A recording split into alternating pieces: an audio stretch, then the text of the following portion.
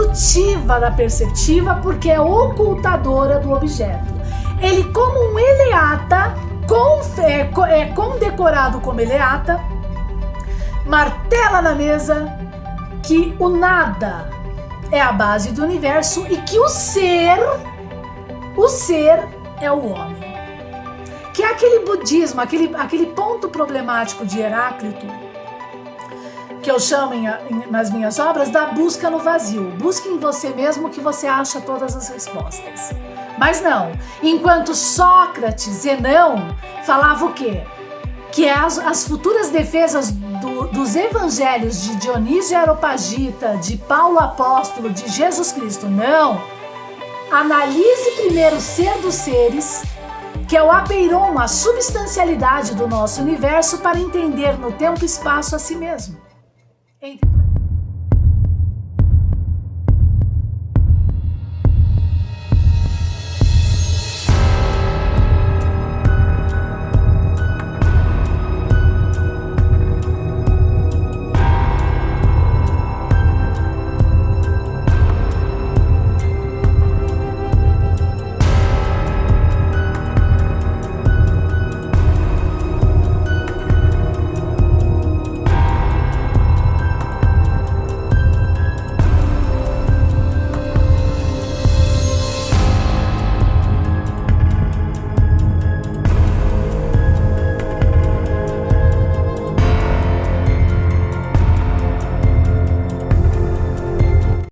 Oizinho, gente, tudo bem? Super atrasada, 2 minutinhos, na verdade acabei de entrar online. Grupos, né? Que hoje a gente vai ter aqui um conteúdo super interessante, profundo e importante para as academias mundiais, sim. Rainha do Sul, tudo bem? Né?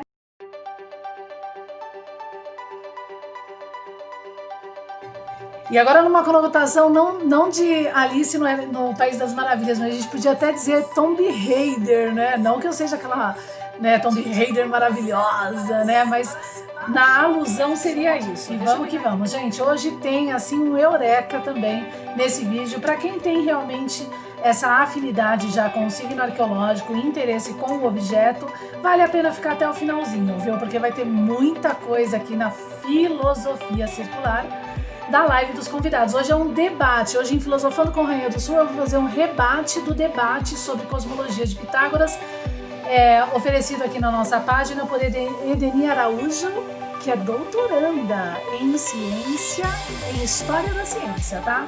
Então deixa eu aqui divulgar aqui na minha página, já está distribuído na minha página. Gente, quem estiver já entrando, por favor, ajude na divulgação. E hoje a gente vai debater muita coisa importante da antiguidade, tá? Ailton Cal, obrigada. Ele já deu um coraçãozinho para nossa live aqui. Valeu, Ailton. Obrigada. Ajuda a compartilhar, tá? Vamos lá. Hoje a gente vai rebater, tá? A live dos convidados, a filosofia circular, né? Da live dos convidados, que Edeni Araújo trouxe pra gente, que é doutoranda em um conteúdo sobre cosmologia de Pitágoras, que é doutoranda em história da ciência, tá? Porque a live dos convidados, a série Live dos Convidados da página O Novo Paradigma.online, ela tem realmente essa conotação, essa finalidade, que é pela teorética levantar a filosofia circular e pela filosofia circular também debater e levantar a própria teorética. Eu vou até apresentar esses termos aqui hoje para vocês, que é super importante, tá? Para as nossas academias mundiais hoje, junto com uma arqueologia que não é mais mistério. Olha que interessante. Brigadinha para quem tá aí. Quem tá aí, gente, ajuda por favor a compartilhar. Faz esse favorzinho para a página, porque vocês acabam sendo, com essa atitude, um patrocinador e um apoiador da nossa página, tá? E do conteúdo também. Hoje eu passei o dia inteiro aqui levantando esse conteúdo aqui para vocês e riquíssimo, tá? Vale a pena, fiquem até o final. Ó, só vou mostrar aqui só para dar um gostinho. Isso daqui é uma tabela, é o tal quadrado mágico que não é mais, tá? Levantado por uma demonstração que a Edeni Araújo trouxe pra gente e que na verdade eu já tinha falado pra ela, que é o triângulo dentro do quadrado. Olha aqui, ó. Eu vou estar mostrando pra vocês, ó. A soma daqui decai pra cá. Aí deixa eu tirar aqui que eu não fiz minha unha. Vou usar isso aqui. Tá, eu vou explicar essa demonstração aqui retirada, isso no finalzinho da live, tá? Retirada dessa demonstração de Pitágoras, ó. Isso daqui, parece até um código de computador, né? Isso daqui, ó, isso daqui, é isso daqui, tá? Isso daqui, infinitamente e inversamente ao quadrado. Então eu vou estar demonstrando, é a de Pitágoras, tá? Que acaba então nos demonstrando numericamente, através do verbo número, né? Uma engrenagem, um sistema, obviamente, que se transposto para um fim, para alguma determinada grandeza, se torna algo funcional e, obviamente, que é uma tecnologia ou até uma grandeza, tá? Uma grandeza que não necessariamente seja uma tecnologia, mas o capital, por exemplo, é uma grandeza, tá? Mas não que isso aqui seja para o capital, mas fiquem até o final que vai ter muita coisa aqui interessante. Vamos lá, Marlon Oliveira, muito obrigado pela sua curtida, valeu mesmo. Isso daí ajuda a página, tá, gente? A página O Novo Paradigma fala do signo que é arqueológico, só isso, tá? E obviamente que tem uma relação intrínseca com a própria área da filosofia e matemática. Hoje a gente até vai falar da matésis e matemática, matésis universalis e matemática. André Luiz Paves, obrigada! Mais uma curtida lá, tô ganhando várias curtidas.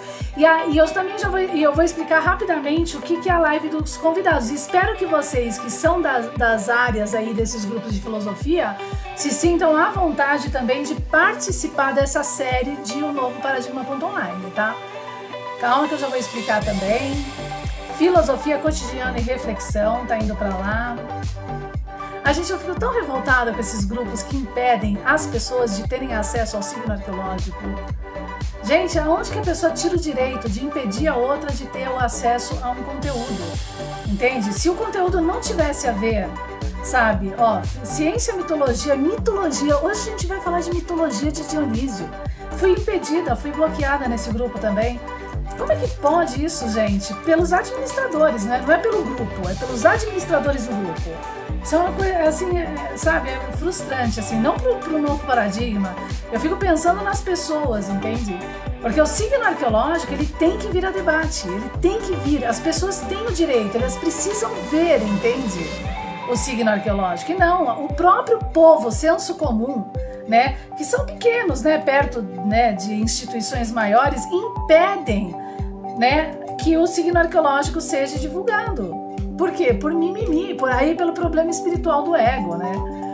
E lembrando, gente, aqui é uma página, não é um grupo, uma página que fala sobre o signo arqueológico e que, obviamente, deve ser inseridas dentro dos grupos de filosofia, matésis universais, arqueologia e tudo mais, né, para que esses grupos venham a tomar conhecimento desse objeto, daquilo que é falado na página O Novo Paradigma, entende?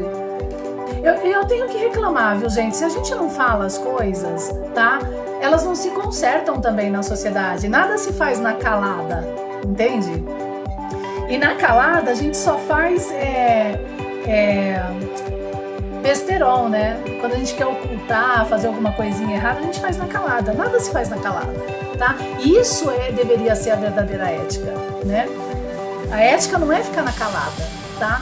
A ética é você realmente ter consciência e debater os problemas, entende? E tudo mais.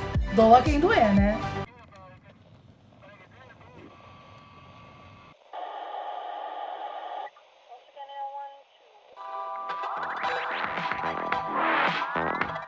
Silent scan.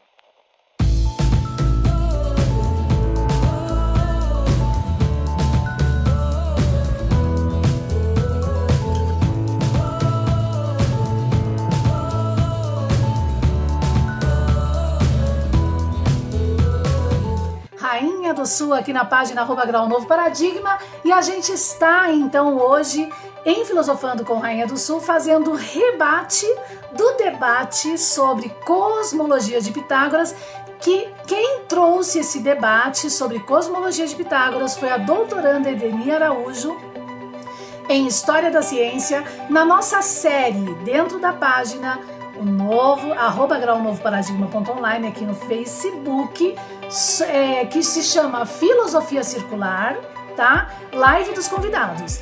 Esta série, ela tem como objetivo levantar a filosofia teorética e a filosofia circular e vice-versa, inversamente ao quadrado que eu vou estar explicando, tá? O importante é, como que seria isso?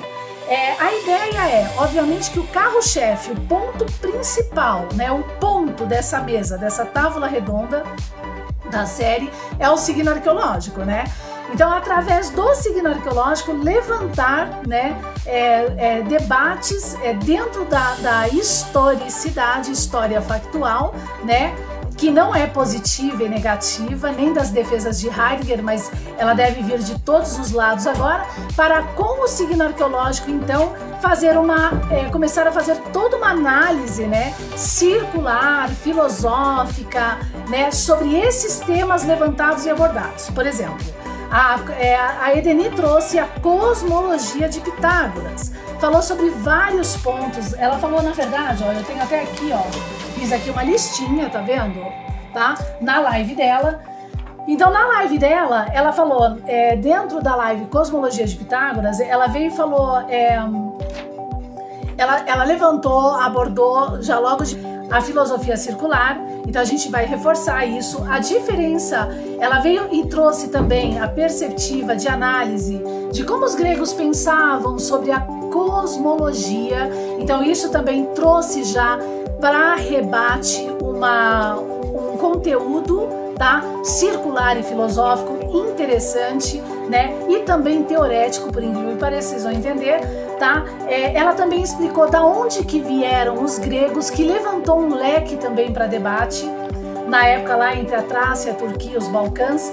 Ela falou sobre a questão da ciência como perspectiva greco. Isso também levantou um outro ponto importante para debate, e a gente vai debater isso em 1 Coríntios 1:22, do nosso Eleata não parmênico Paulo Apóstolo. Incrível esse ponto aqui, é uma chave super importante de análise. Ela levantou sobre os princípios do caos e do nada, que é um ponto importantíssimo para debate, principalmente ontológico. Obrigada. Ela levantou sobre a doxologia, a gente também vai debater isso hoje no rebate. Ela falou sobre a arqué e a physis, né? E a gente vai apresentar outra arqué e physis, que é a modular, já debatida nas lives de sábado aqui na página O Novo Paradigma em Filosofando com Rainha do Sul. Mas vocês vão entender porque nós vamos levantar as diferenças, porque ela trouxe a arqué de Anaximandro e Parmênides, e a gente agora vai levantar uma perspectiva modular, quer dizer, uma filosofia circular, e por teorética também, né? A gente vai abrir um leque aqui. Então, assim, você que é filósofo, você que se envolve com o tema, você que está entendendo o signo arqueológico, você também pode participar, tá? Para participar, deixa eu só pegar aqui, eu não sei decor, mas é o nosso WhatsApp de Um Novo Paradigma, tá? Esse WhatsApp do Novo Paradigma é onde você pode entrar em contato, ou pelo inbox, ou pelo mensagens na página @grau Novo Paradigma, e falar, olha, eu tenho interesse, sim, em participar, eu quero trazer um conteúdo filosófico da minha área, das minhas defesas. Aí só vão ser feitas algumas perguntas sobre o signo arqueológico, porque o foco tem que se envolver com o signo arqueológico, tá, gente? A gente não pode sair, né? A cosmologia de Pitágoras é puramente o signo arqueológico, por exemplo, né? Entende? Então é mais ou menos aí. Ou mesmo se você quiser debater aquele conteúdo que a Edeni trouxe, e aí começa a gerar dentro da série, né, essa abertura da filosofia circular, né, e também teorética, né, e vai se nascendo ali. Cada um vai ter a sua live, um debatendo e rebatendo, debatendo e rebatendo nas lives e etc e tal. Aí quem sabe futuramente fazer 1, 2, 3, 4 pessoas debatendo, né, e discutindo também em uma live única, né, isso tudo, né, essa é uma proposta da página, tá? Então eu vou colocar aqui, ó, deixa eu só entrar aqui rapidinho. Peraí, tô entrando aqui. Calma. Peraí, que tá atrasado, tá com um delay super atrasado aqui. Peraí. Deixa eu tirar o som, porque sempre entra o som, ó, pronto. Agora eu vou deixar fixo, então, aqui, ó, o WhatsApp e caso você tenha interesse, então você pode participar dessa série. Futuramente, não é agora, nem sei quando, porque para você engajar um público dentro do Facebook é uma luta, gente. É uma luta, assim, é sem precedentes, tá? Então, futuramente a ideia é que todos os vídeos que participam da série, né, gerando monetização, vai ser rateado por todos os participantes da série que tem os vídeos dentro da série de Novo Paradigma, tá? Porque o Facebook, ele faz essa diferença, né? Dá pra fazer esse arranjo aí de uma futura monetização, tá? Isso ajuda a página, ajuda vocês e ajuda tudo. Tá todo mundo também, principalmente o público, que, né, recebendo todo esse conteúdo, tá? Então vamos lá. E também as áreas, né, acadêmicas que pareciam que estavam murchas e mortas e agora vão aflorar, né? Que nem uma rosa saindo de uma cruz de quadrado perfeito, né? Olha que coisa bela. Né, sem quadrados mágicos, sem lógicas, né, e mais solipsismos e imaginações do que o que realmente se representa na arqueologia, tá? Então vamos que vamos, gente, porque tem bastante tema e eu já perdi um tempinho aqui, ó. Já entrei um pouquinho, 2 minutos atrasados, mas já adiantei bastante tempo. Então, como eu disse, ó, a gente vai fazer um rebate, tá? Um rebate do debate da live Filosofia Circular, tá? Live dos convidados, da live da Edeni Araújo, doutoranda em História da Ciência, que trouxe temas sobre a cosmologia de Pitágoras, tá bom? Então a primeira coisa que ela traz na live dela é sobre a filosofia circular. Ela fala, olha, obrigada, né? Eu tô aqui agora como ouvinte, mas agora eu estou aqui participando, né, para trazer a vocês um conteúdo dentro da página, né? Super bacana, muito obrigada, Edeni. E aí ela fala, então é interessante, né, a gente desenvolver essa filosofia circular, que são algumas coisas que foram também debatidas comigo na interna, tá, da página, e que também agregaram, né, para mim e para o meu conceito, né? A filosofia circular, né, no caso, ela traz ela é um leque, né, e ganchos, né, de pensamentos que vão se agregando ou não, e ali, através disso, construindo uma determinada teorética, tá? Só que junto agora ao objeto de domínio, tá? E esse é o objeto de domínio. Deixa eu pegar só aqui, que talvez aqui eu escreva. Ao objeto de domínio arqueológico, tá? Junto ao objeto de domínio arqueológico, a filosofia circular, ela passa a ter uma outra conotação, tá bom? E aqui eu já começo então a levantar, dentro da própria filosofia agora circular, uma teorética, tá bom? A filosofia teorética, a tal filosofia demiúrgica, por assim dizer, né? A que deveria ser de todos. E, obviamente, que ela passa a ser fidedigna a partir do momento que, através da própria filosofia circular, ela começa a se provar, né? Ela começa a ter sentido e tudo mais, através de um debate em conjunto e com pessoas, tá bom? Então, nesse caso aqui, eu montei então esse esquema, tá? Que acompanha o sistema modular e trigonométrico do signo arqueológico, tá bom? Obrigada, Nilo. Obrigada, lá. O Nilo mandou pra gente um coraçãozinho. O Nilo provavelmente vai vir aqui na nossa página. Ele é filósofo, tá? Olha aqui, ó. Tá bom? Beleza? Então prestem atenção agora, que isso é importante, tá? O que a gente tem aqui? A gente tem um objeto, tá? E 2 pulsos de análise por perceptiva desenvolvendo agora a filosofia, tá? Certo? Um eu posso partir para filosofar da filosofia circular e ter um resultado, tá? Ou partir da filosofia teorética e ter um resultado e circularmente um outro resultado. Olha aqui uma espiralzinha, que bonitinho, ó. Ó que fofo, ó. Essa espiral é uma espiral de análise, uma linguagem do signo arqueológico e uma espiral de análise do grego, né, de um dos filósofos da natureza lá, filósofos, né, gregos romanos, Arquimedes, que ele analisava a espiral. A espiral, como eu disse em Símbolos e Simbologias, é o próprio rabinho daquele macaco de Nazca, ou o rabinho encontrado, né, nos hieróglifos egípcios, e o próprio Kukulkan de análise, ou como nós vamos entender ao final dessa live hoje, o triângulo dentro do quadrado. né, o movimento dentro da área, por assim dizer, a dobra espacial C de Euclides. Vai vendo como é que é a coisa, tá?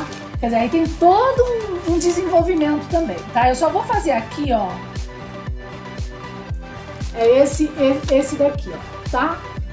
É um símbolo super importante e rico e que desenvolve então a ideia do Kukulkan, do sistema do objeto, tá?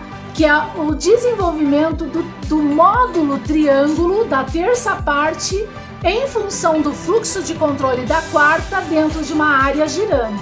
Vai ter uma relação de novo com a lei de Gauss, tá? Então a gente tem aqui, ó, a nossa espiralzinha aqui, tá? O que é a historicidade e a história factual positiva defendida por Heidegger? Eu não posso ter barulho. Por Heidegger, ela desenvolveu, né? O que é a história? O que Heidegger, né, com a historicidade, história factual positiva, tá? Impedindo seu discipulado, seu leitor, né, de se envolver com Kant, Hegel e tudo mais, na verdade, pelas regras de Heidegger, né? E a sua estranha ciência, não? O que ela propõe? A historicidade e a história factual. Ela propõe a metade, o caminho, um caminho que não parte do princípio como perceptiva de análise da coisa, mas pela metade. Você começa a pensar pela metade, tá? Que seria isso daqui, ó. Presta atenção. Em função do problema do ocultamento do objeto, tá? Que Aristóteles, Parmênides, Platão martela na mesa para determinar e estruturar um tipo de uma cidade mundial na área da ciência e espiritual, e o cristianismo vai estar aliado junto à teologia, tá bom? A teologia.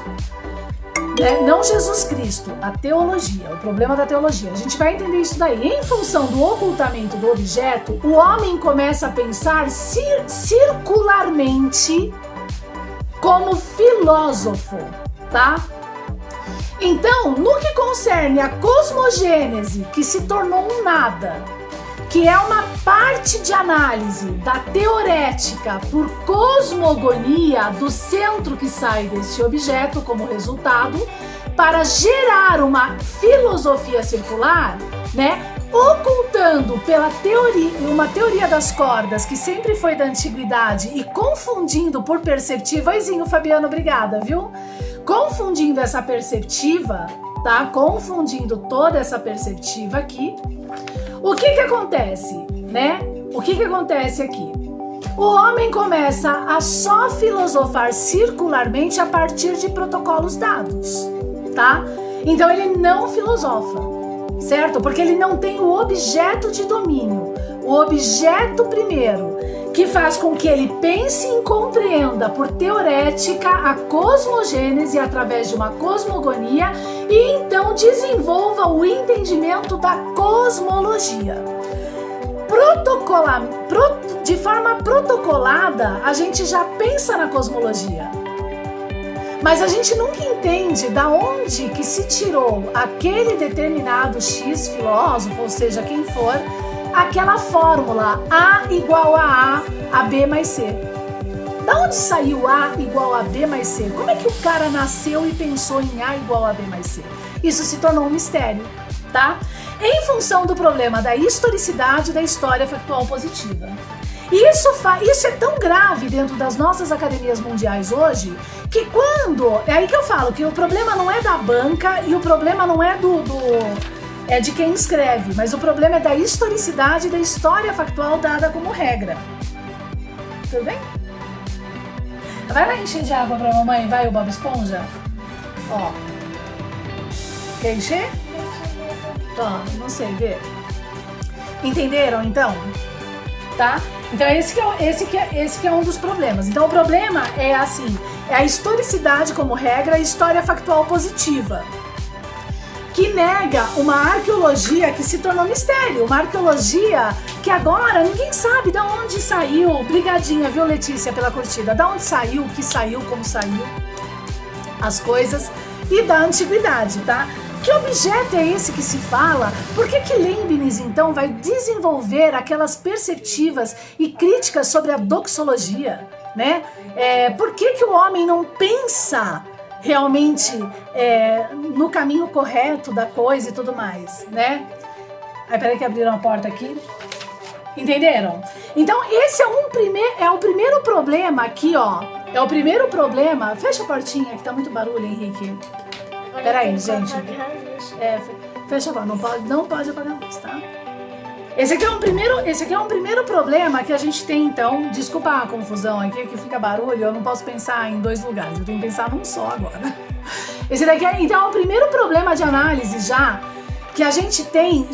Olha só, sabe a ignição do carro? Quando a gente liga o carro para dar a partida? Então, exatamente essa ignição que está quebrada por perceptiva ao homem, de forma a fazer com que o homem caminhe protocolado dentro da própria ciência, começando a pensar daqui, tá? A filosofar a partir da circular, né? Desenvolver uma filosofia circular empírica com base em algo protocolado e dado, e isso é então o empirismo. Agora, o problema do empirismo, o empirismo sempre vai existir, gente.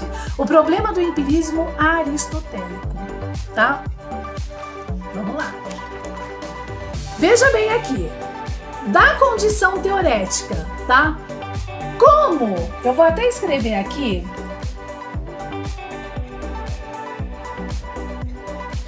Como que nasce o pensamento A igual a B mais C? Isso é uma teorética. Mas como? Quem foi? Quem foi? Quem foi o cara que conseguiu? Como que ele conseguiu pensar em A igual a B mais C? Como que ele pensou nisso, né? Ele pensou nisso através de uma pictografia já existente na arqueologia, que não é mistério, tá? Uma das reclamações bíblicas, tá?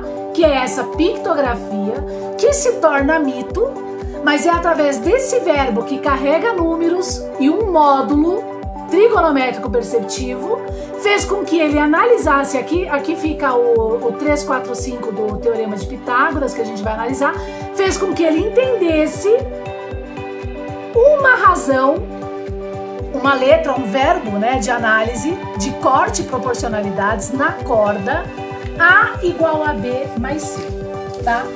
Antes de ser uma equação de primeiro grau, A igual a B mais C, o que A igual a B mais C é?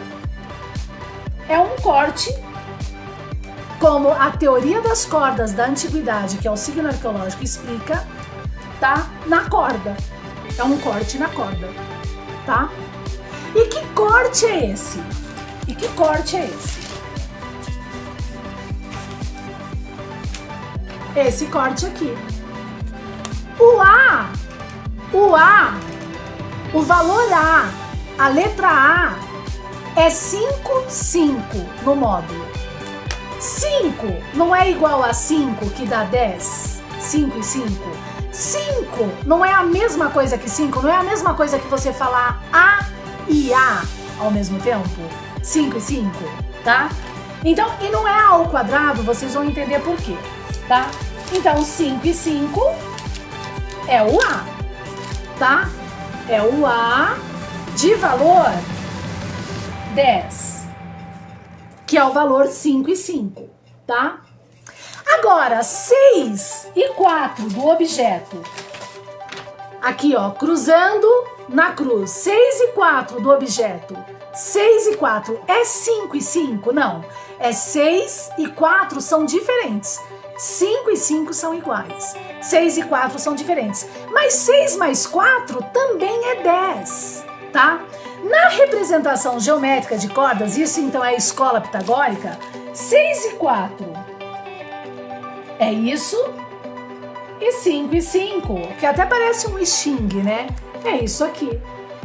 Iguais, cordas iguais e cordas diferentes. E as duas têm valor 10, tá? Logo, 5 e 5, que é 10, é A. Mas 6 e 4, que é 10, é separado, é B mais C. Então foi assim que ele desenvolveu na leitura desse objeto, tá? Desse objeto, essa equação de primeiro grau, tá? Aonde eu tenho 6455 na corda de base desse campo, que futuramente vem a ser o tal campo analisado por Maxwell, tá? Tô com sede. Beleza, tá? Então, veja que ele desenvolveu uma teorética. Agora, essa teorética, ela vai descer pra cá e vai gerar um resultado que nós chamamos agora de cosmogênese, tá? Porque esse objeto pictográfico, arqueológico, ele desenvolve a perceptiva por trigonometria de proporcionalidades, uma série de coisas aí, ele desenvolve a análise do nosso, de entendimento do nosso cosmos. Então ele é uma cosmogonia, tá? Vamos ler cosmogonia para vocês entenderem o significado, e eu já vou apresentar várias plataformas de cosmogonia da antiguidade, tá? Né? Vamos lá. Peraí. Cosmogonia é um corpo de doutrinas, princípios que se tornou religiosos, míticos ou científicos, tá? Que se ocupa em explicar a origem, o princípio do universo, tá? E, consequentemente, desenvolver a perspectiva da cosmogênese, tá bom? Esse objeto arqueológico tão desejado por Hitler, Napoleão e tudo mais, esse objeto, esse centro arqueológico da mesa aqui, tá? É, então, o que tem a cosmogonia na teoria das cordas para desenvolver... Obrigada, Baldi, valeu. Para desenvolver, então, como resultado primeiro, as análises de um princípio, que é a cosmogênese, tá? E através agora desse primeiro momento resgatado do objeto por teorética, a gente está pensando na teorética, a gente desenvolveu teorética. A gente agora, na teorética, tá? Vai comprovar a cosmogênese quando aplicado essa teorética à cosmologia, ao nosso mundo real, tá? Ao nosso mundo real. Beleza, tá bom? Esse é um pulso e um caminho de análise filosófico, tá? E aqui, então, são os gigantes, né? Que não são de fama, mas o verdadeiro demiúrgico. Mas a gente pode partir de um princípio inversamente ao quadrado. Agora, nas defesas de Hegel, tá?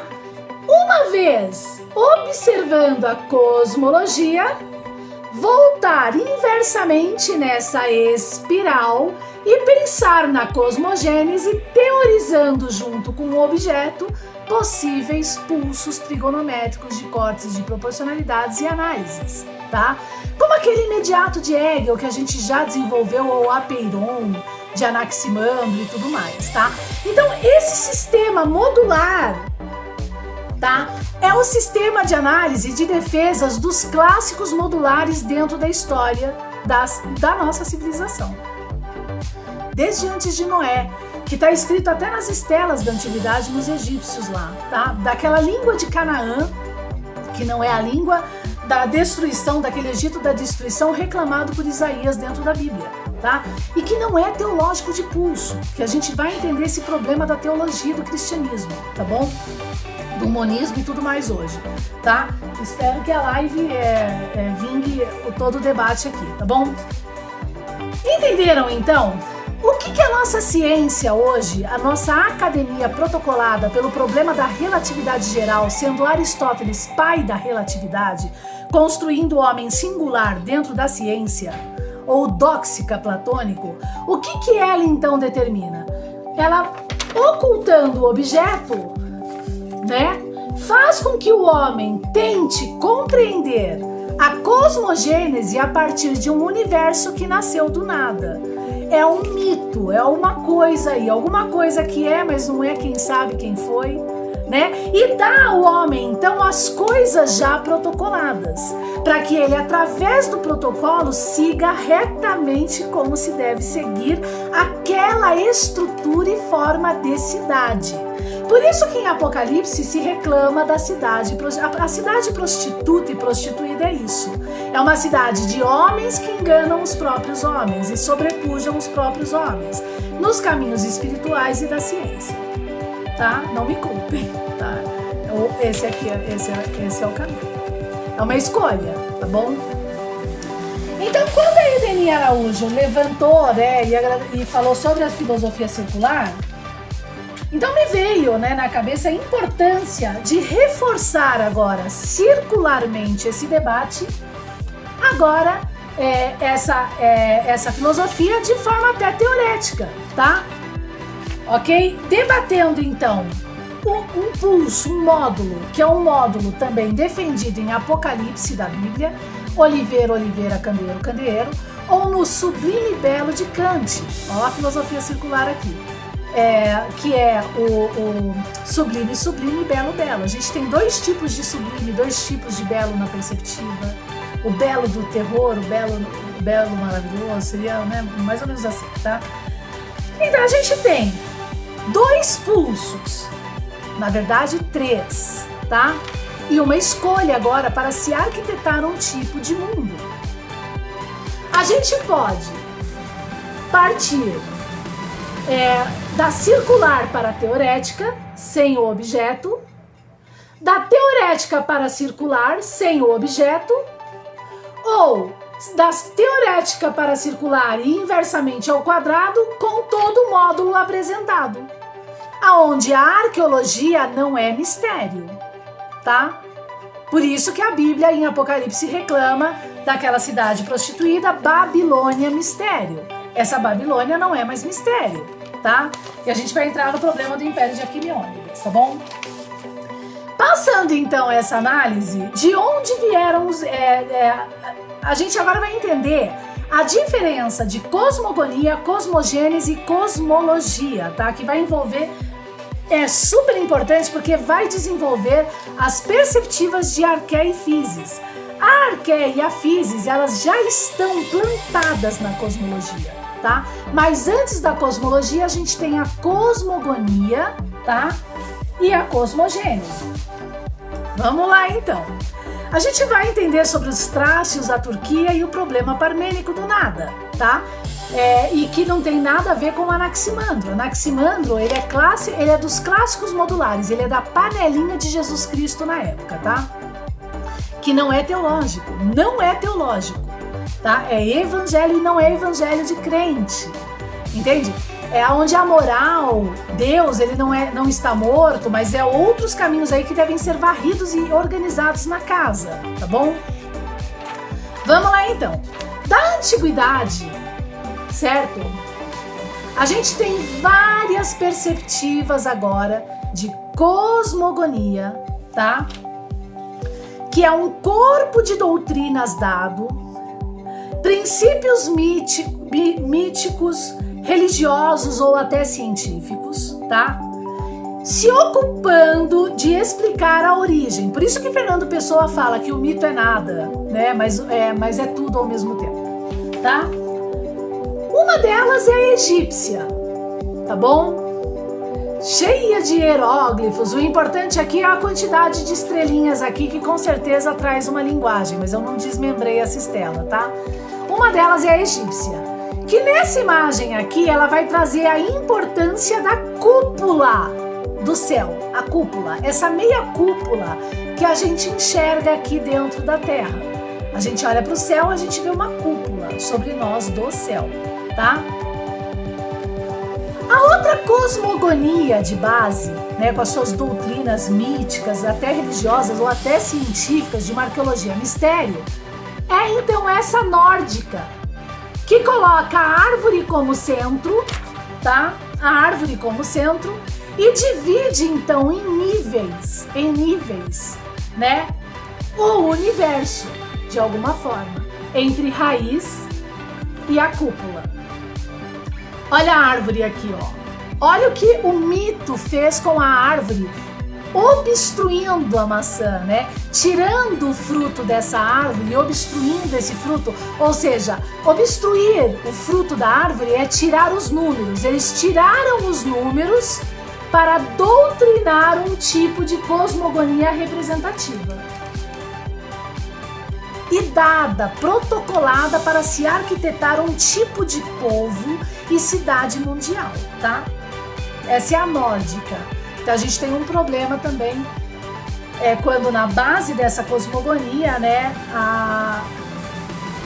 um segmento agora perceptivo, eu sigo a religião nórdica, né? Porque toda religião ela vem para corromper a verdadeira espiritualidade. O próprio Krishna, tá? O próprio Krishna, e o próprio yoga, de alguma forma, que é todo métrico, mas nega a substancialidade, o apeiron também, porque busque no vazio que você encontra alguma coisa, né? Que é esse o problema. A gente tem, então, também essa mesma representação, tá? De busca do princípio ou da cosmogonia, criando ali um tipo de homem, gente. Tanto na religião, como, né, tanto pela religião, né, criando uma perceptiva, estruturando uma perceptiva por doutrinas, como na própria ciência, onde a arqueologia é mistério, entende? Por aí, deixa eu beber água. Nossa, muita sede mesmo. Beleza, tá? E a última cosmogonia aqui, que é defendida pelo nosso amado Aristóteles na sua falsa metafísica, de Hesíodo, tá? Aonde ele também mantém a cúpula e dá nome aos bois, né? Ele fala que aqui é a tal Hemera, aqui é o Tártaro, aqui é o Éter, né? E de tal forma que você fala, nossa, como é que o éter é uma cúpula, né? Por que o éter tá ali? E o éter está exatamente na cúpula do céu, onde está o nosso espaço vácuo, né? Então quer dizer que ele está indicando que o éter é o próprio apeiron, que é o vácuo, por assim dizer, né? Tá? Então essas são as representações de cosmogonia para se desenvolver uma perceptiva. Ou seja, eu boto a cosmogonia de Hesíodo aqui no centro e agora eu desenvolvo a teorética, a circular, tentando entender a cosmogênese para desenvolver perceptiva cosmológica, tá? Não se esqueçam que o problema da relatividade é esse exatamente porque Aristóteles, na sua falsa metafísica, responsável em criar o homem singular dentro da ciência, na sua tábua metafísica agora, Gestalt ali, o que ele faz? Ele se utiliza de Parmênides e de Hesíodo, tá? Pode ver que dentro da física das nossas academias ainda em pleno século XXI, o nosso universo nasceu do nada, tá? Nasceu do nada. Já que a teogonia de Hesíodo determina essa representação central da mesa para se desenvolver teorética, e essa representação é mito, né? Logo, o mito é nada, né? E o universo defendido pelo falso eleata Parmênides nasceu do nada, né? Então é assim que a academia como ciência deve se desenvolver entre o povo, mundialmente. Desenvolver teoréticas da onde um universo nasce do nada. Tá? Olha aí, olha. Que coisa louca, tá? A condição doxológica agora, da doxologia, é se você tem um objeto no centro, você começa então a entender um outro pulso de análise da coisa. Acho que ficou bem claro, né? Então tudo é uma escolha. Tudo é uma escolha, tá? E aí a gente tem essas são as defesas de Jesus Cristo, de Dionísio Areopagita, do verdadeiro evangelho. E aí você tem caminhos e formas de estruturar um povo, uma cidade também, tá? construir, porque veja bem, Heidegger, ele desconstrói para construir um tipo de homem heideggeriano, tá? Então não vamos entrar nessa loucura, né, nessa coisa, ai meu Deus, se tá construindo, eu tô sendo ovelha, não, né? Eu acho que ovelha, seja qual área que for, ela é ovelha quando ela é protocolada, tá bom? Agora, quando ela tem a base, a forma do bolo para fazer o bolo, né? Aí é outra história, né?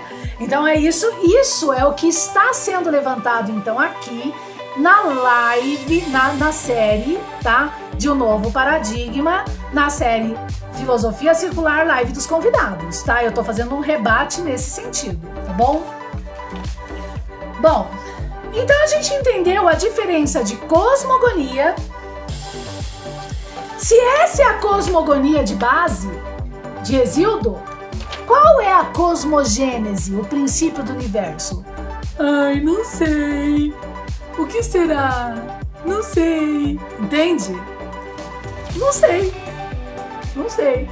Alguma coisa é. Se essa é a cosmogonia do nosso universo, piorou! Uma árvore como centro do universo. Que é isso? Né? Aqui, esses hieróglifos, meu, tudo mistério, né? E agora?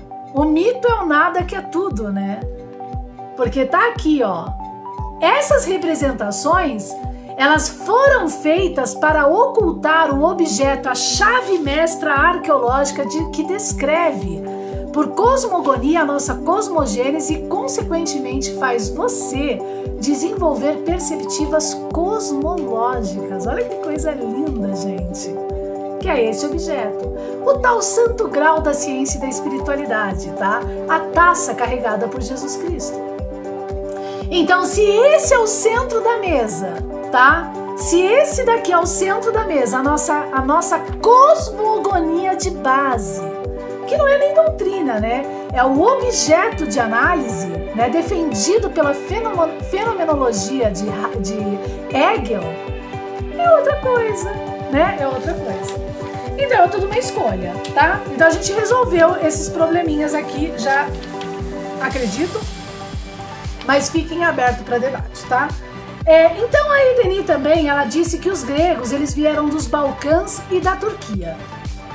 Eu pontuei isso da live de debate dela sobre cosmologia de Pitágoras porque é super importante isso na nossa perspectiva hoje, dentro das academias. O problema do empirismo e dessa ética aristotélica falseada dentro de uma relatividade geral, sendo Aristóteles o pai da relatividade, é que tudo se tornou tecnicista. Mesmo sendo PhD, você se tornou um tecnicista. E por quê? Por quê? Porque tudo tá protocolado, tá? Então, se eu falo dos gregos, eu falo dos gregos naquele momento. A gente não tem o gancho da primeira proposição de elementos de Euclides da coisa, ou a corrente de símbolos e simbologias da coisa, né?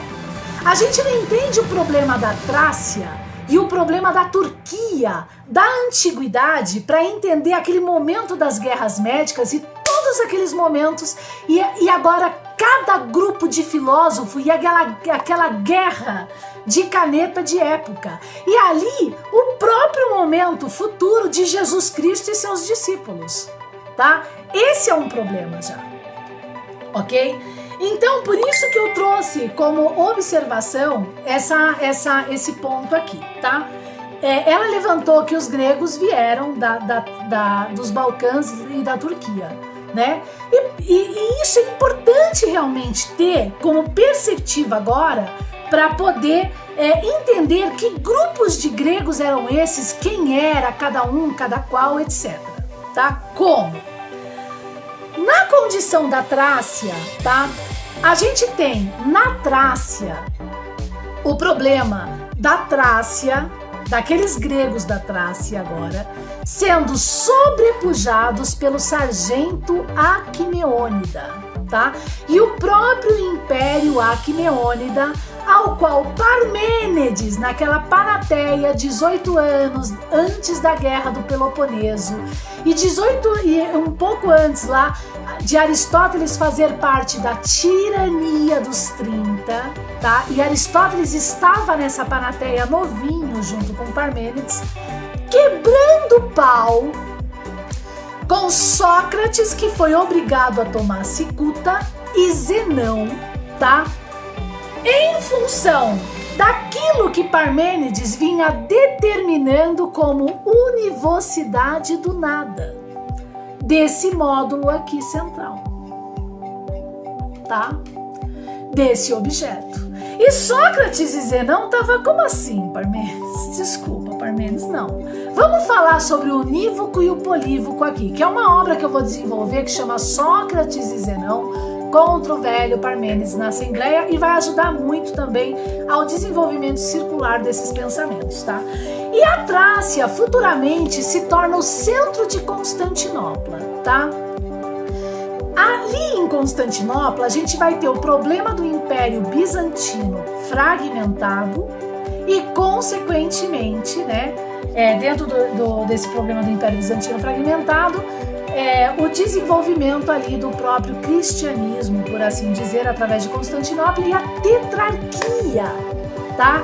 Lá de Roma, que eu desenvolvo também esses pensamentos na minha obra A Razão, Senso e Espírito, parte 1, o problema perceptivo da cruzada, tá? Os problemas perceptivos das cruzadas, através de um ponto-chave de uma obra de Newton, que pede para resgatar o rei da França, Ferramundo, para analisar esses problemas, tá?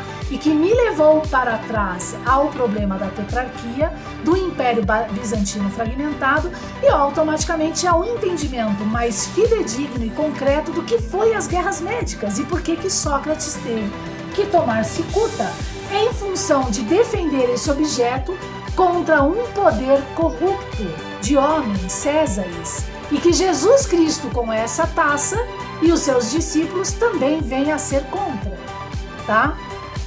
E ali a gente entende que o evangelho não é o cristianismo, tá bom? Por assim dizer, tá?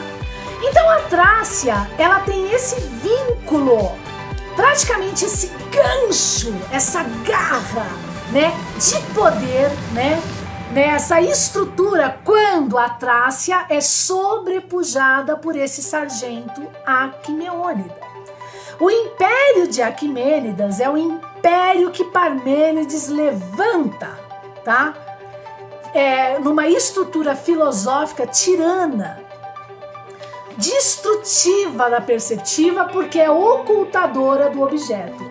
Ele, como um eleata, condecorado como eleata, martela na mesa que o nada é a base do universo e que o ser é o homem. Que é aquele budismo, aquele ponto problemático de Heráclito, que eu chamo nas minhas obras da busca no vazio. Busque em você mesmo que você acha todas as respostas. Mas não, enquanto Sócrates, Zenão, falava o quê? Que as futuras defesas dos evangelhos de Dionísio Areopagita, de Paulo Apóstolo, de Jesus Cristo, não.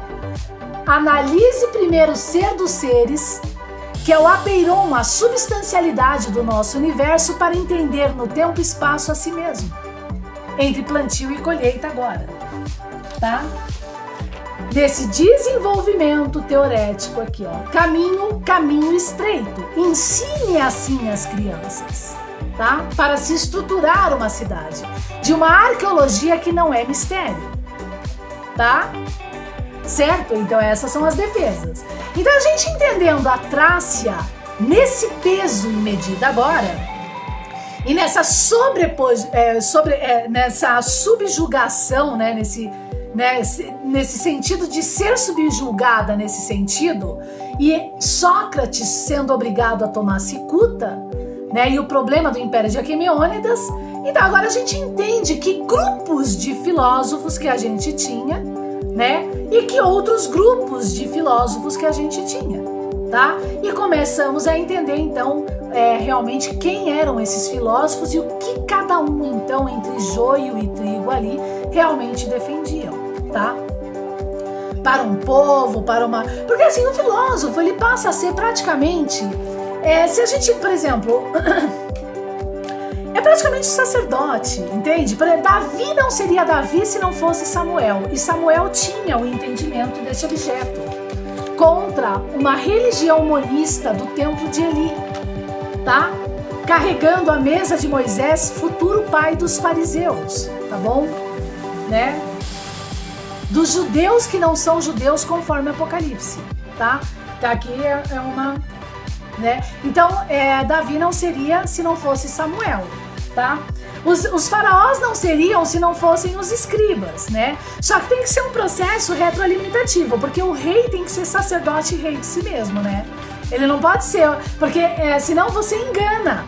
Você com a sua maldade de espírito engana e começa a construir a coisa pro teu, né? Por isso que o povo tem que saber a verdade. Né? Por menor que seja do reino, tem que estar a par. A arqueologia não pode ser mistério, para não desenvolver metricamente o próprio Apocalipse numa sociedade. É uma escolha, né? A vida é responsável, o amor é responsável, tá bom? O verdadeiro amor, tá? Beleza? Tá? Então tá. Então, dado esse entendimento da Trácia, o que é a Turquia? Resumindo, a Turquia é o berço do anticristo, porque foi ali que Noé, tá? Nosso querido Noé, a 10ª cabeça das cidades da prostituição, seguindo as 7 cabeças da prostituição de homens de Gênesis 5, aportou com a sua arca. O que é a arca? O que é a arca? O candelabro, candeeiro, conforme o manuscrito bíblico, para quem leu, por isso que é importante ler, né? E ele é subjugado de tal forma que quem é cientista, teísta, não pode ler, até arrepia. Olha a jogatina. Na minha obra, Nietzsche, o Anticristo, que é correnta, eu desenvolvo essa perspectiva, essa jogatina do tabuleiro de xadrez, né? O que é o candelabro? O candelabro, ele é a chave mestra que leva o homem à arca, tá? Trigonometricamente, é ele que desenvolve a Mathesis Universalis de análises, que por matemática agora resolve e entende, compreende o nosso universo cosmologicamente. E por cosmogênese, do princípio, tá? Então, como chave que leva a arca, essa trigonometria aqui, e tá aqui a arca, tá? Tá aqui o barco, tá?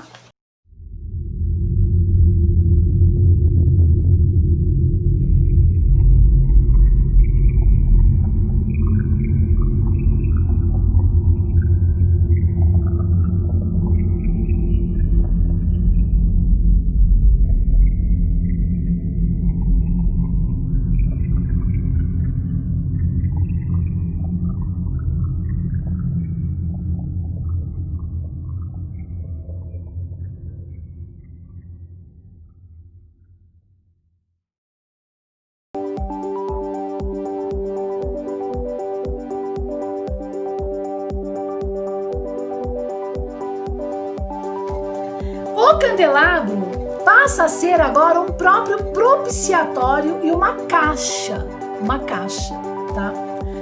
Porque nos hieróglifos antigos, o entendimento dessa trigonometria, ela é de tal forma, né, absoluta entre céu e terra, né? Eu entendi o céu, aplico na terra e a coisa funciona de tal forma que eu desenvolvo tecnologias, tá? Essa imagem aqui que vocês estão vendo, que parece um sarcófago, a própria Arca da Aliança, tá? Essa imagem aqui, ela está abaixo da Gizé, da Esfinge de Gizé, e chama Estela de Tútimos. Olha a tampa, né? Os quadradinhos e a parte de baixo aqui.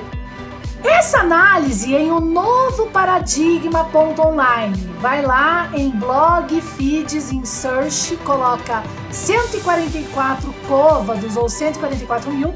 Vocês vão ter ali essa matéria explicando os cortes desses quadradinhos e todas essas proporcionalidades que explicam o decaimento da obra Elementos de Euclides, já defendidos por Euclides, da energia dentro de um campo, de uma área fechada. Sempre somando ali 144, tá? O valor 144 mil de corte, por assim dizer, tá? Então, essa área, o que isso quer dizer? Que o entendimento da energia universal por trigonometria, por verbo, por matésis universales, o entendimento do céu fez com que o homem se entendesse de tal forma, domine fauna e flora,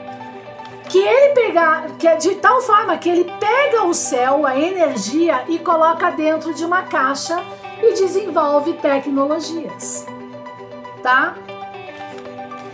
Então, essa arca é a arca analisada por Noé e destruída na perceptiva pelo próprio Noé, que é a 10ª cidade que segue as 7 cabeças da prostituição de homens de Gênesis 5, tá?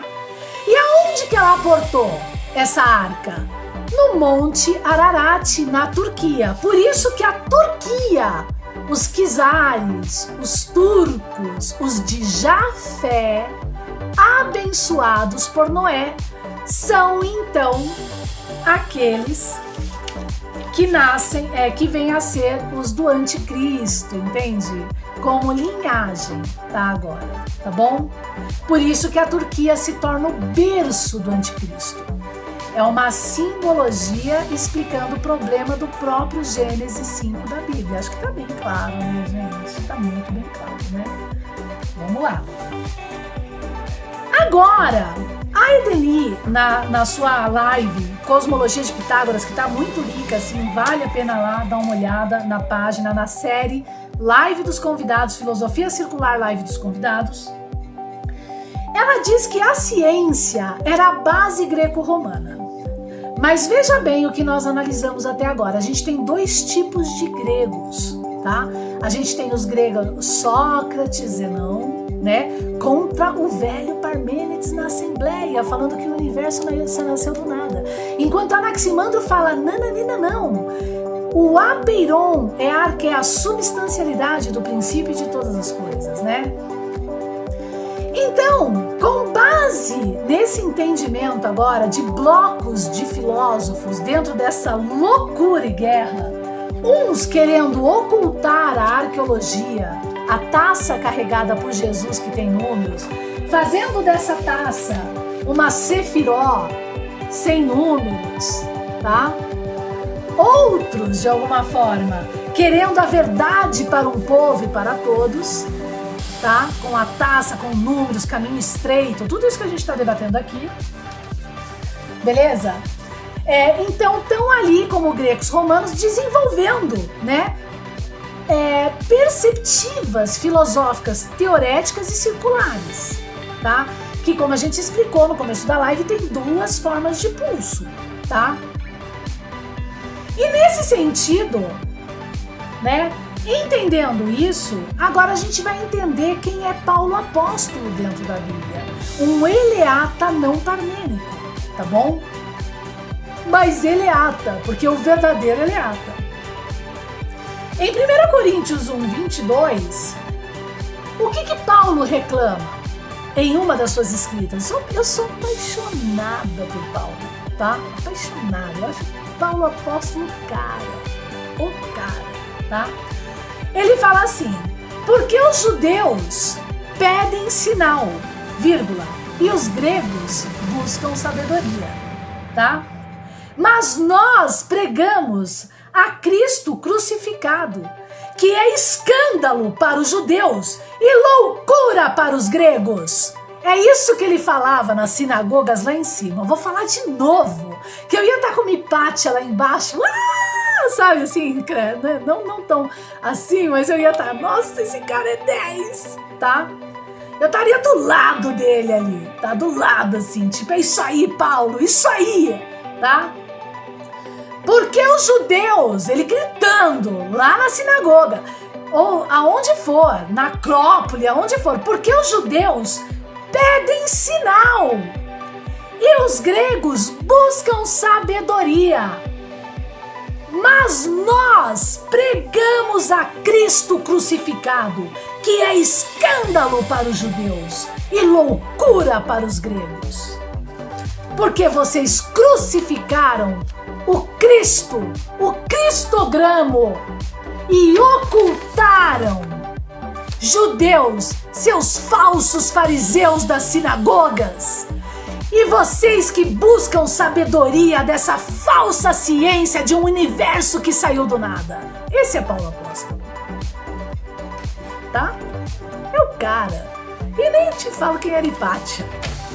Beleza, tá bom? Essa coroa se tornou espinhos na cabeça do Filho do Homem Jesus, que veio com a verdade para salvar um povo contra um poder de homens corruptos. E o povo, abalado, tirando dos grupos, crucificando, tá incomodando o que eu defendo, solta o ladrão, que se dane esse aí que traz a verdade e o poder lavando as suas mãos.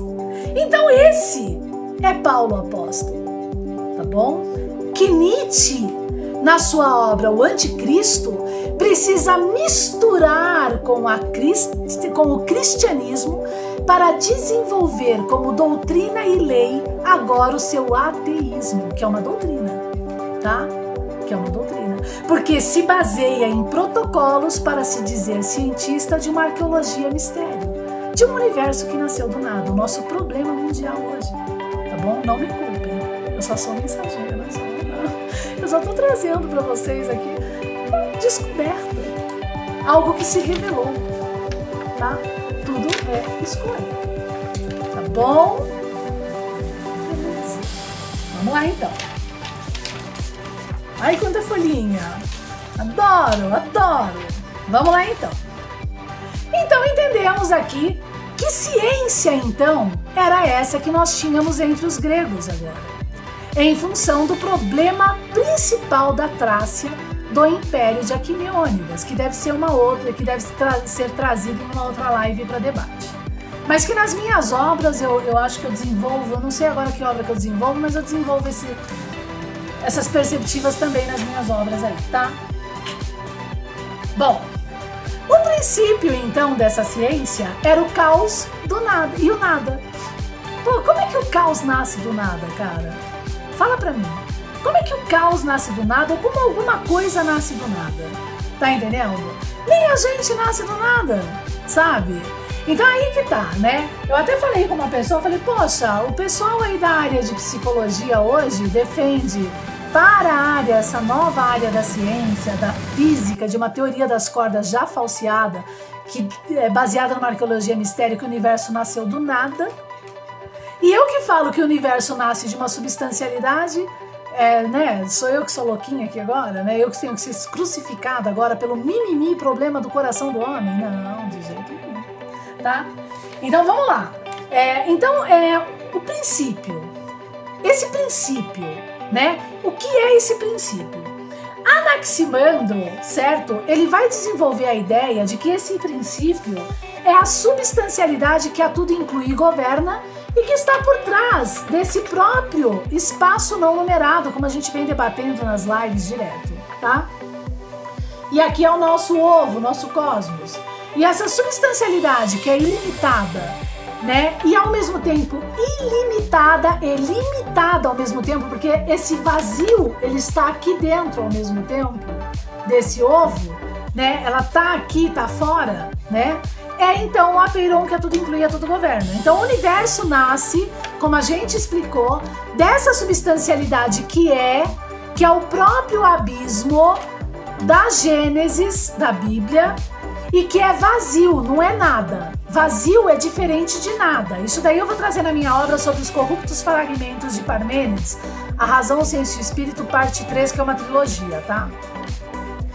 Então o que acontece? O vazio, ele não é o nada. O vazio é algo que tem ausência de coisas. Então a substancialidade, que é o vácuo, ela tem ausência de coisas, mas ela é, porque ela é vista, ela é preta, ela é vista, é o abismo. Você vê o abismo, tá? Então esse abismo, essa substancialidade é o princípio que a tudo inclui e a tudo governa e que através da sua dobra espacial forma, né, algo limitado. Tá entendendo? E mais denso que ela mesma, tá? Então aqui começam os princípios de uma teorética para análises da cosmogênese e desenvolvimento cosmológico, com esse objeto, defendido na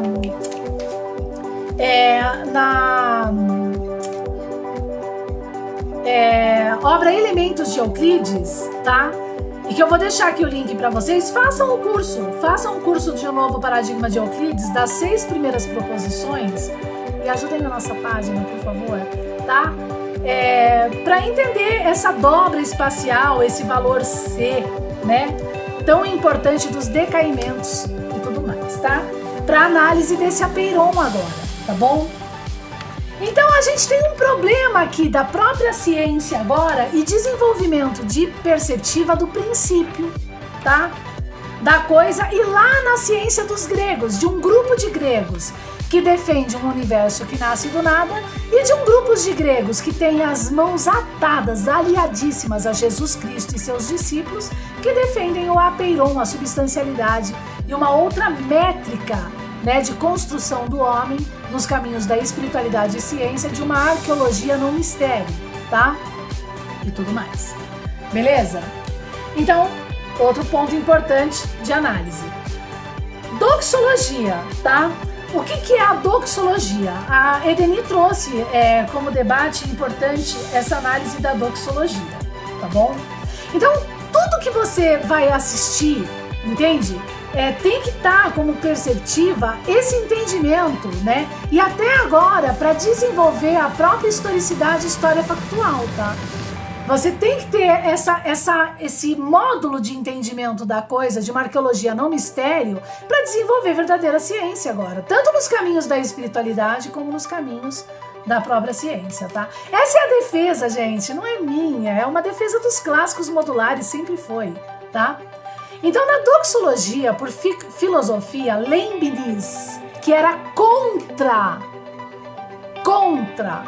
Newton, e Newton, no seu corolário 1, defende um objeto arqueológico, por isso que ele não largava a Bíblia, ele expõe, ele descreve o objeto arqueológico no corolário 1, das forças em separado, que é o próprio cisalhamento 3-2 que forma 5 lateral do objeto, o próprio cisalhamento de Galileu Galilei, tá?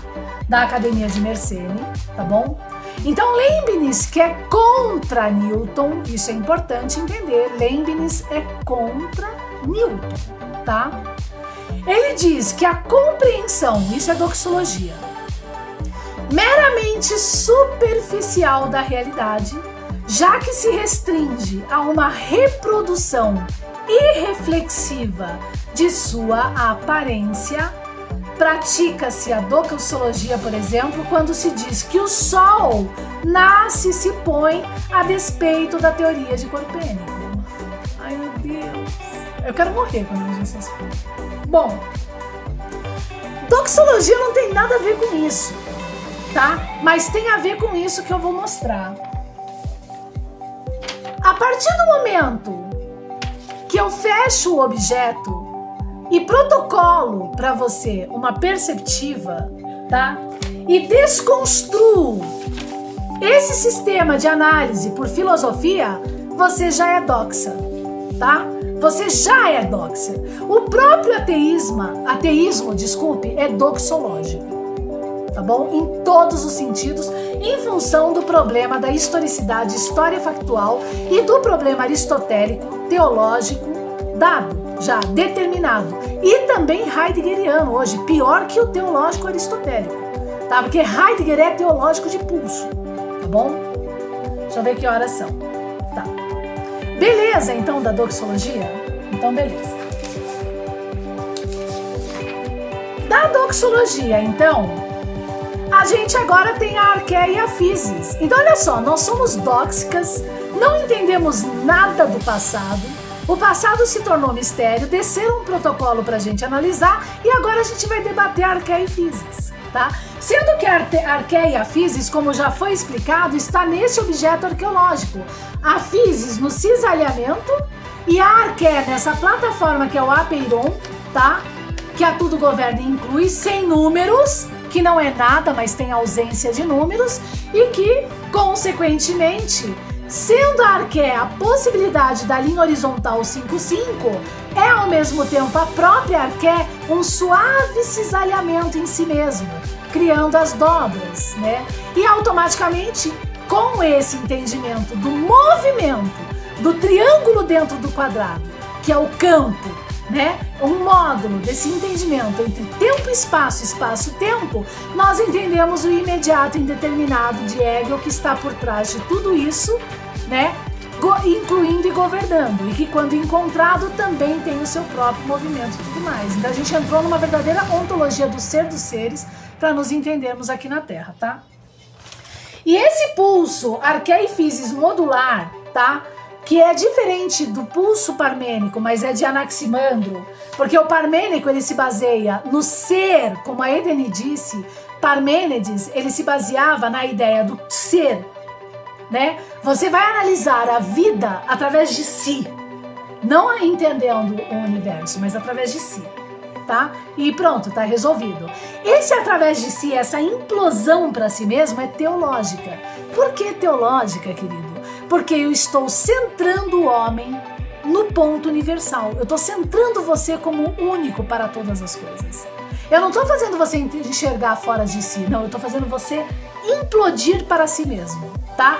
Então, Parmênides é teológico, Aristóteles é teológico, Platão é teológico, Heidegger é teológico, o próprio ateísmo é teológico e egoísta.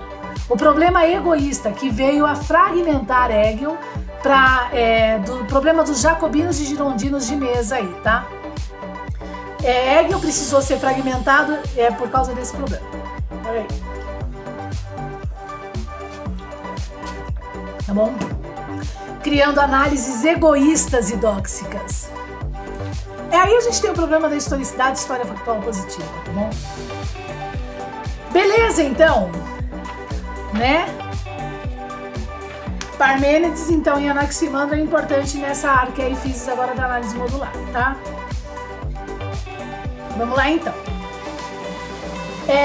Então, ela deu essa diferença de Anaximandro e Parmênides e a gente já, até agora, acredito que já entendeu bastante coisa dessas duas relações.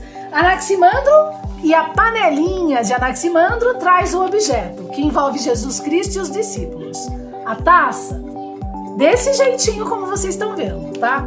E Parmênides, e a panelinha de Parmênides faz assim, junto com Leibniz, e constrói o Dóxica.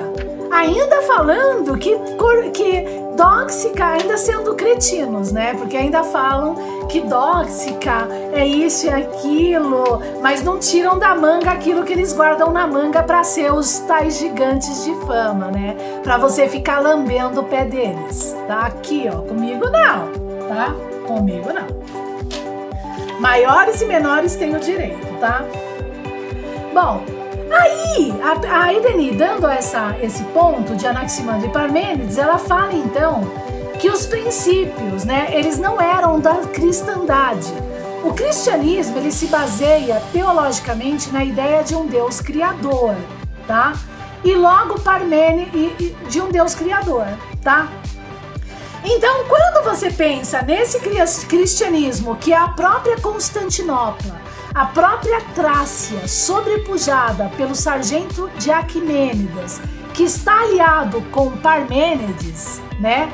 Quando você pensa nesse cristianismo, você não fala que isso é parmênico, porque parmênico é um cientista, né?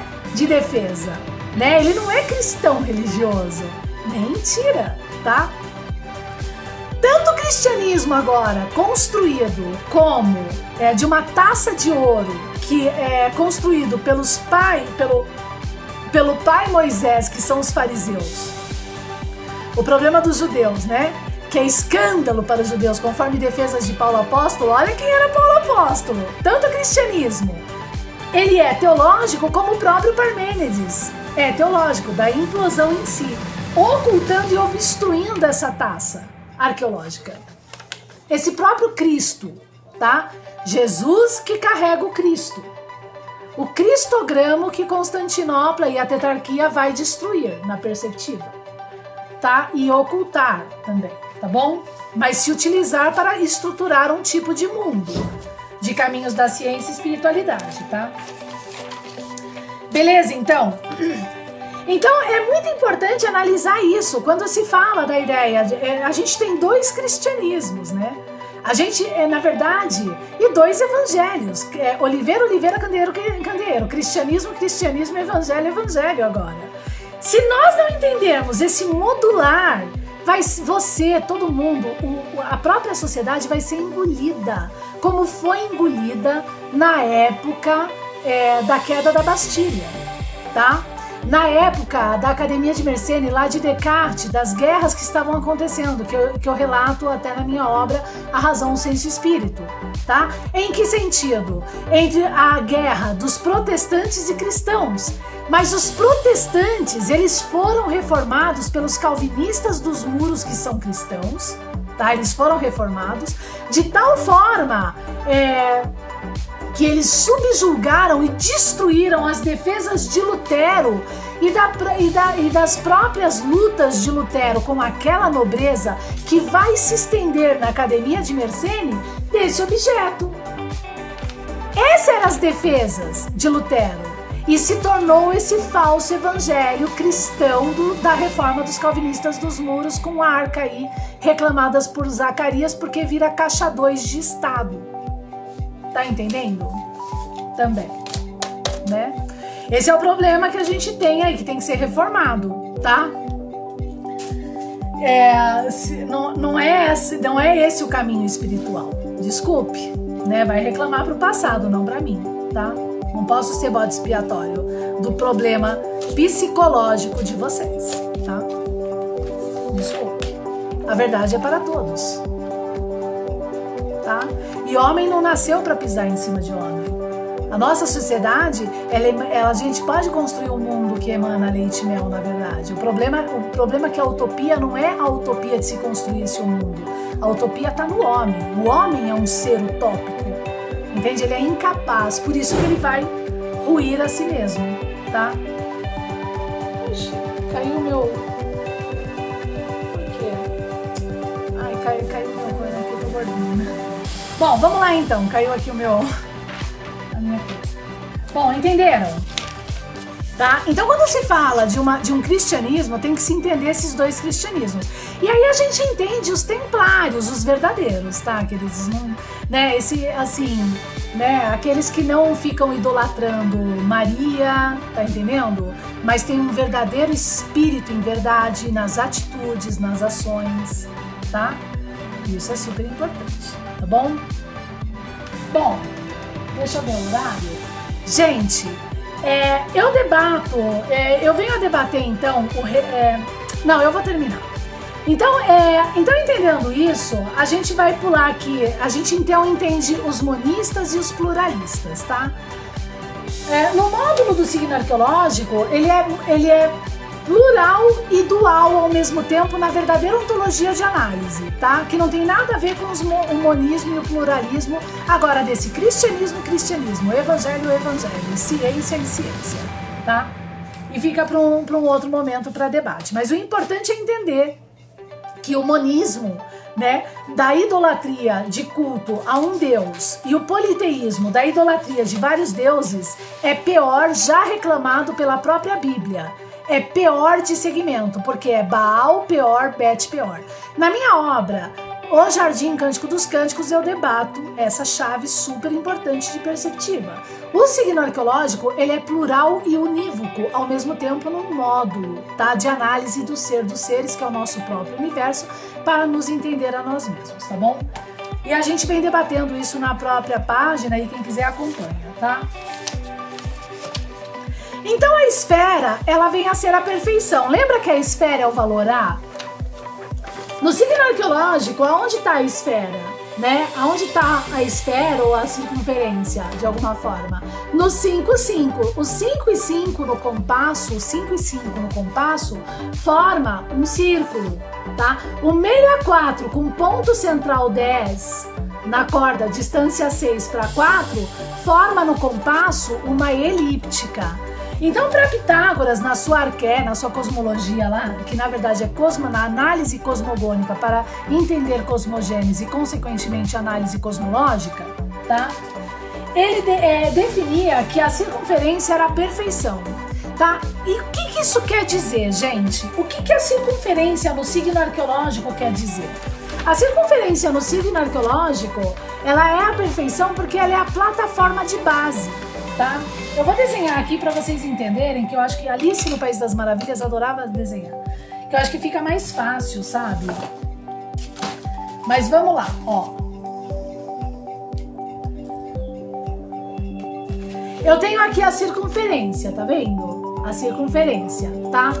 A partir do momento que eu imputo um desnível dentro dessa circunferência, qualquer força que cria um desnível dessa circunferência, ela automaticamente se torna uma elíptica, tá? Por assim dizer, ok?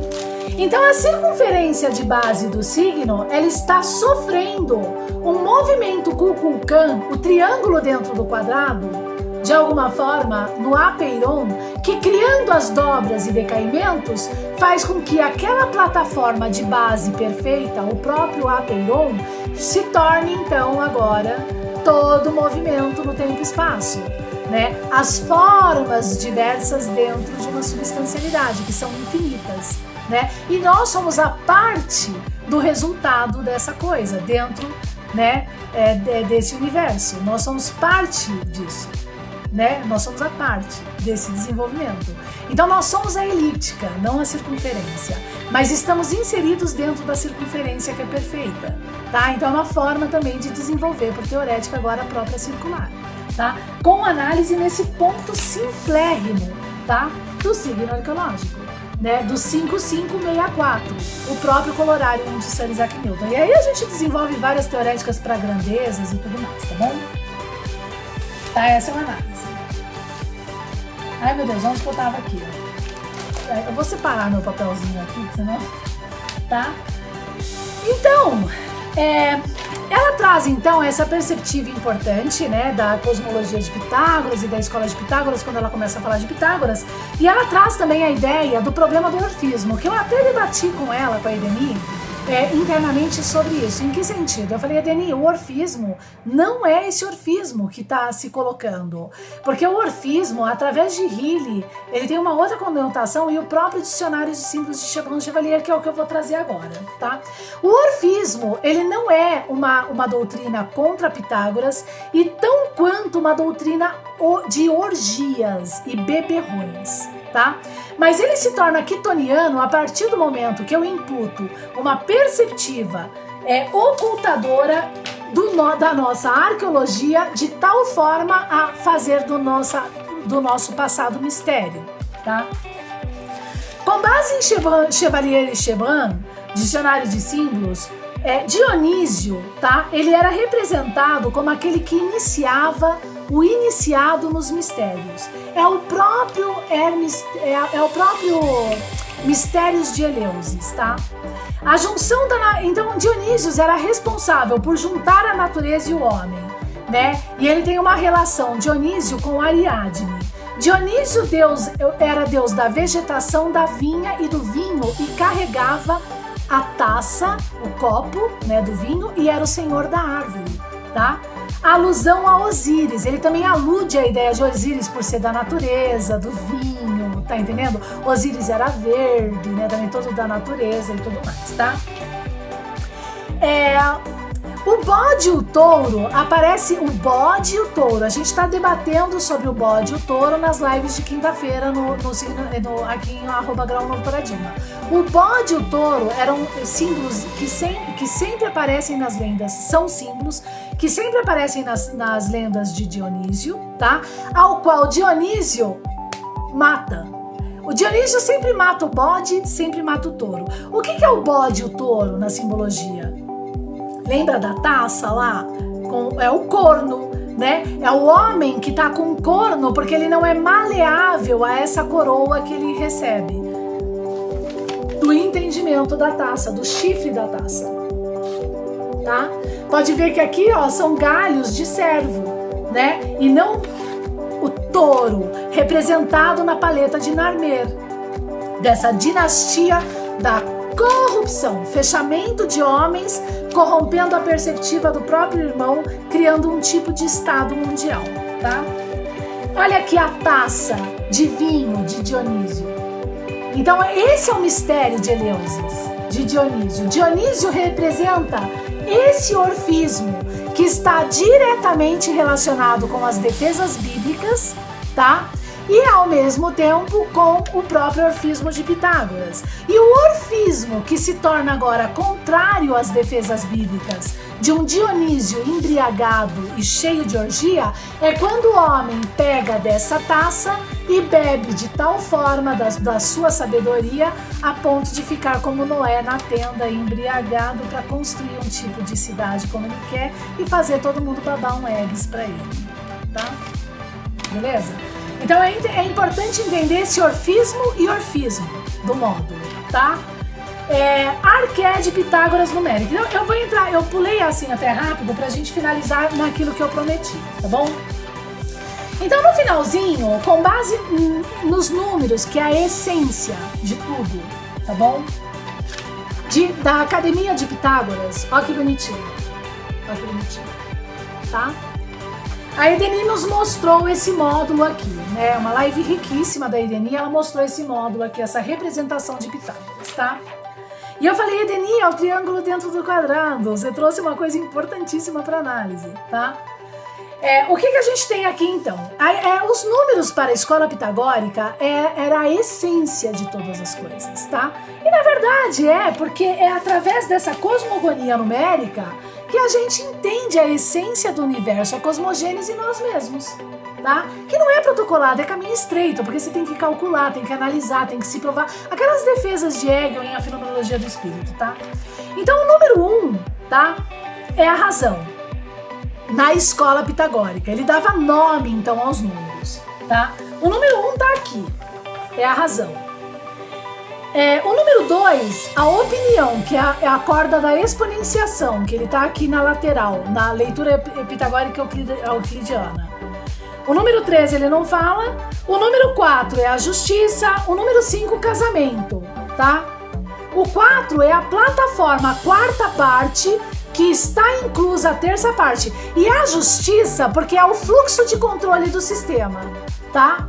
É a porta de fluxo de controle, tá? Para todo objeto construído no universo, você precisa de uma plataforma, sempre ter de uma área a porção de 1/3, é uma proporcionalidade, para gerar uma justiça, um equilíbrio, uma grandeza funcional. É a lei do nosso universo. É a mathesis universalis da matemática. E aí, através da matemática, você, então, soluciona, tá?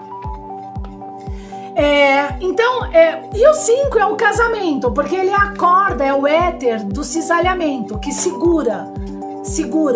Sempre, para tudo que a gente criar, a gente tem que ter um corpo, tá? A gente tem que ter um corpo, certo? Fechado, uma plataforma para segurar algo dentro. Ou fora, ou na base, que é a água, tá? Que por sinal eu vou beber essa água, já não beber, não vou dizer.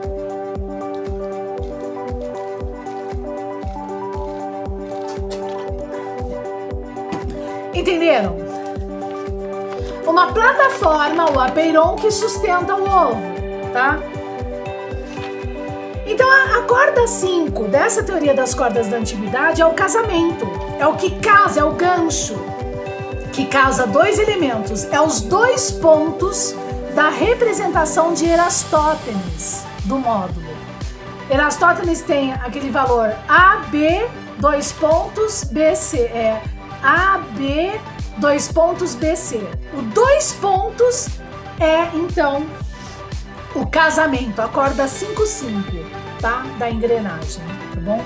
Ou até a quarta parte daqui do sistema, que abrindo proposição 18 de Euclides em elemento, cria um gancho de casamento, ou fechando, desata o gancho de casamento no objeto qualquer, tá? É uma análise da matérias universais para desenvolver funcionalidades. Então essa é a escola pitagórica academia. Expressão. O número 1 é o ponto, o número 2 a linha, o 3 a superfície e o 4 o volume. O número 1 é o ponto, 2 a linha, o 3, 1, 2, 3, a terça parte a superfície e o 4 o volume que engorda e fecha do sistema. É a própria defesa de elementos de Euclides, tá? Dos 5 axiomas de Euclides é isso daqui que Pitágoras está descrevendo sobre os números, que não tem nada de místico, tá? Aí, com base nisso tudo, ele desenvolve uma tábua, tá? Das análises. O que é finito? O que é finito no objeto arqueológico de análise da Academia de Pitágoras? Finito é o objeto. Infinito é o não numerado, o espaço não numerado. O corpo, a circunferência, que tem a elíptica interna, e o movimento dentro dela, que a própria lei de Gauss é finita, e aqui é infinito, mas sendo finito ao mesmo tempo. Aí a gente desenvolve ontologia. Ímpar e par. Aqui no objeto arqueológico, a gente tem dos números de 0 a 6 os ímpares e os pares. Unidade de duplicidade. É um corpo só, uma coisa só, cheia de números. É duplo, uniduplo ao mesmo tempo. Direita e esquerda. Macho e fêmea, ou maior e menor. Repouso, né? Tá parado. O objeto tá em repouso. Ele é uma pictografia parada, fixa. Mas quando você analisa a sua trigonometria, tá em movimento. É o verbo, é matérias universais. Reto e cubo. E assim vai, tá? E dando então toda essa tábua, ele então representa agora esse módulo. Dá esse módulo então que se torna mistério, né, para uma ciência relativa que oculta o objeto e a verdade arqueológica, tá? Por lei, dentro do ateísmo, tá? Então ele desenvolve isso daqui. Isso daqui nada mais é do que o movimento Kukulkan dentro da área, crescendo. É o triângulo dentro do quadrado ou o quadrado dentro do triângulo, tanto faz, desenvolvendo um tipo de resultado, né, funcional aí, agora de qualquer fenômeno, seja grandeza, seja tecnologia, seja o que for, tá? E como que se representa agora isso aqui no objeto? Dessa forma. Olha que bonitinho. Vamos ver? Aqui é valor 1. Aqui é valor 3, 4, 6, 9, 10 e 16.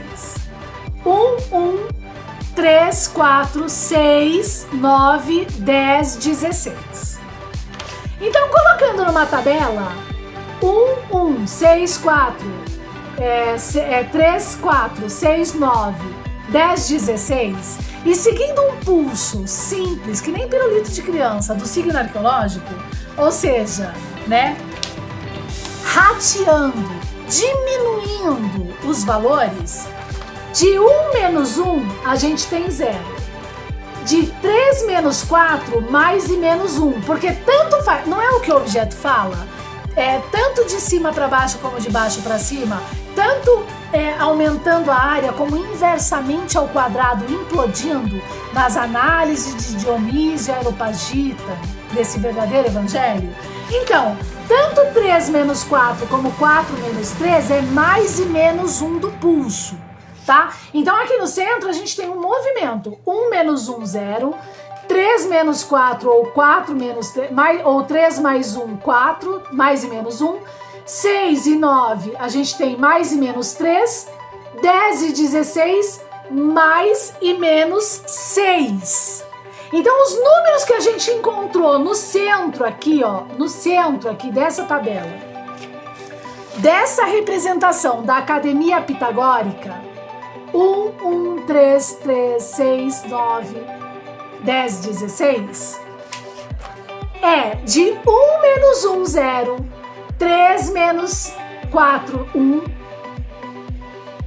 6 menos 9, 3, 10 menos 16, 6. Veja que 0, tudo bem. Veja que o valor 1 decai para cá. O valor 3 decai para cá. O valor 6 decai para cá. Obviamente, então, que o valor 10, nesse sistema pitagórico da Academia de Pitágoras, olha que coisa maravilhosa, o valor 10 decai para cá, né? Foi o que eu vi. Eu falei, cara, quando eu vi, eu falei, a gente tem mais uma chave arqueológica. Que é isso? E aí eu corri pro Excel. É o triângulo dentro do quadrado, é um movimento, a gente tem uma coisa aí que Pitágoras deixou como legado filosófico pra gente, tá, o grupo? Que fechou o grupo de ter essa oportunidade de análise. Tá, administrador do grupo Legado Filosófico, tá bom? Parabéns pra você, que fechou as pessoas de ter a oportunidade de conhecer esse objeto. Veja bem aqui, entendendo que a gente tem a gente tem uma coisa que é, né? Entendendo esses decaimentos, então 10 decai pra cá. Então eu fui no Excel, né? Fui no Excel, 1, 1, 0, 3, 4, tal, 10, 16, 10 vem pra cá. E comecei a encontrar os números, entende? Infinitamente aqui, ó. Infinitamente, tá? Montado a tabela, ele então começa essa tabela aqui, que ela chega num valor, ela chega em valores importantes e bíblicos. Ela traz o valor 400, ela traz o valor 1.600 estádios de Apocalipse. Gente, desculpa, em várias lives eu falei 1.600 estádios do pão e peixe de Jesus, mas os 1.600 estádios é de Apocalipse e eu fico devendo para abrir essa chave para vocês, tá? Lembrando que os pães e peixes de Jesus, por causa daquela paleta de Nagada 2, da época de Nagada 2, que tem aquele vaso com chifre, as estrelas, eu consegui abrir 100% que eu vou trazer nas lives de quinta para vocês. E também na nossa almanac, no Novo Paradigma, tá? Que vai falar sobre isso. Então veja bem, então montando essa tabela, o que se chegou aqui, ó? Todo valor todo valor aqui, ó, todo valor aqui embaixo é resultante de 4 mais o valor do resultado do meio, vai ser 5, 7, entende? Todo esse valor que nasce agora aqui embaixo, da soma dessas duas linhas, sendo essa linha resultado de 1 menos 1, 3 menos 4, 6 menos 9, da representação dada por Pitágoras, é a relação, o resultado, todo valor aqui é o resultado de 9 do seu vizinho menos ele mesmo. Então 9 menos 4 é 5. 16 menos 9 é 7. Entende? 9, 10, 11, 12, 13, 14, 15, 16, isso mesmo. Aí, isso infinitamente agora, tá? Esse é 1. Esse é 1. Então, esse menos esse é o valor aqui embaixo. Esse menos esse é o valor aqui embaixo, tá? Ao mesmo tempo, na linha de cima, todo valor somado, 3 mais 1 é o valor. Então, 3 mais 1 é o valor aqui embaixo. 10 mais 6, o valor aqui embaixo. Seu vizinho mais esse é o valor aqui embaixo. Seu vizinho mais esse é o valor aqui embaixo. E a gente tem um outro tipo também, e deve ter milhares agora de análises aqui, que eu acho que constrói constrói uma placa de computador, né, literalmente.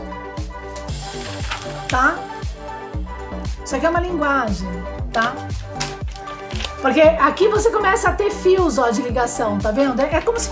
Isso daqui, gente, é uma base para você construir uma placa de computador e agora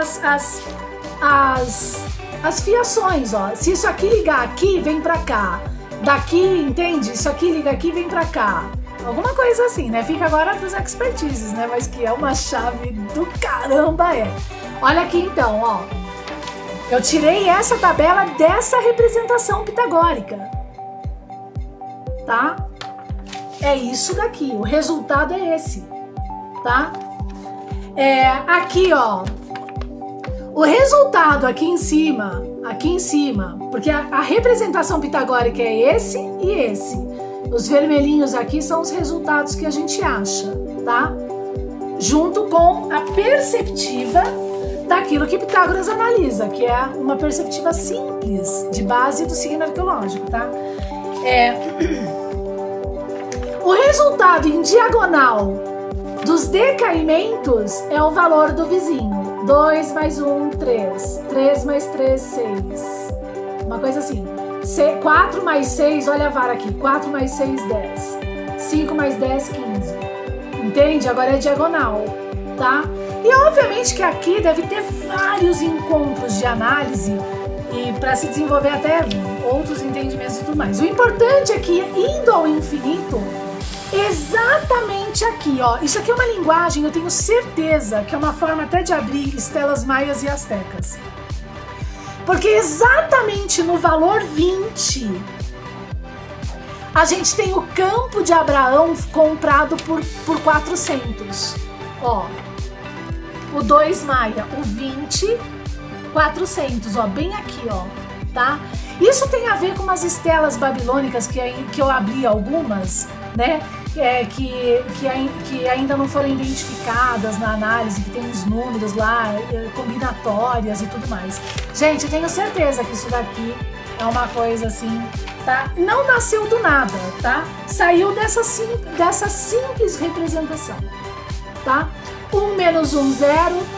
3 menos 4, 1. Decaiu 1 pra cá. É o triângulo dentro do quadrado ou o quadrado dentro do triângulo, tanto faz, tá? 6 menos 9. É isso? 6 menos 9, 3. E 10 menos 16, 6. Tá? O 6 decaiu pra cá, 3 decaiu pra cá, 1 pra cá. Obviamente que 10 decai pra cá. E monta-se então essa coisa maravilhosa ao infinito. Ao infinito. Tá? Ao infinito. Aonde então começa a se achar chaves importantes de valores do próprio signo arqueológico. E na especulação isso daqui fica riquíssimo, tá? Eu tenho certeza que é que eu não tive tempo ainda, mas eu já achei esse valor do 400 do valor de Abraão e do 20 maia. Então aqui tem coisa, entende? Para análise. É que eu não tive tempo ainda.